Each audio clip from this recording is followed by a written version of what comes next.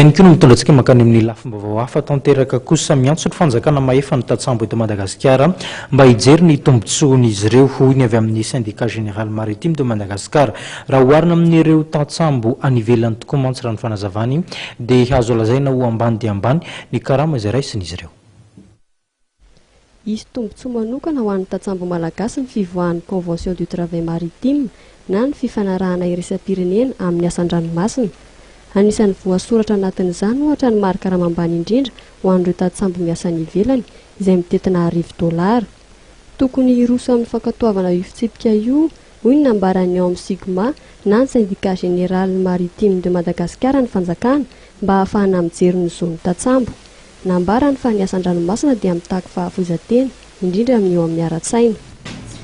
Itsika moa zany anisan'ireo firenena hoe be mpanararotra vokatry ny tsy fisian'ny lalàna indraindray koa vokatry ny tsy fisian'ny fanaraha-maso dia manomboka izao dia afaka manajanona an'ireo sambo izay ahitana fototra zany fa nandoavan'ny tatsambo vola izay izy vo afaka nandiny ambarka tamin'io sambo io zay mahatonga nitsy filazana itsy zay nataony ITF mitsy zay nadikanay amin'ny teny malagasy moa izy io hoe voraran'ity convention du travail maritime ty fangalana volana amin'ny tatsambo zay izy vo mahita asa. Ny tena tombontsoa goavana ho an'ireo mpikambana ato amin'ny Sigma zay miaraka miasa amin'ny ITF dia misy an'ity atao message spécifique ty zany misy contact rehetrarehetra manerana an'izao tontolo zao.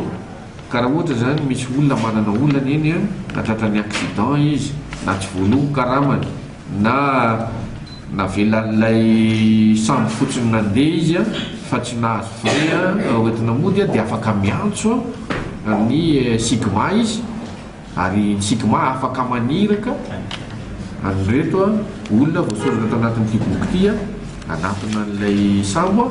Nambaran'ny tompona andraikitra avy amin'ny Sigma fa 3 arivo ireo tatsambo dia miasa ny ivelany avokoa, 500 kosa ny eto an-toerana. Araka ny fantatra nefa dia misy fahabangana 2 hetsy olona ireo tatsambo maneran-tany. Tsy tokony hamoaka vola paosy ireo olona mitady asa amin'ity serty ho hatrany izy fa ny fitsapana na ny testa no ahafahana andraisana fanapahan-kevitra amin'ny fandraisana azy ireo. Mahakasika ireo izay anatin'ny fifanarahana na ny contrat enim-bolana na 2 taona kosa dia tokony ho tafiditra ao anatin'ny fifanarahana araka-asa tsy misy fetra.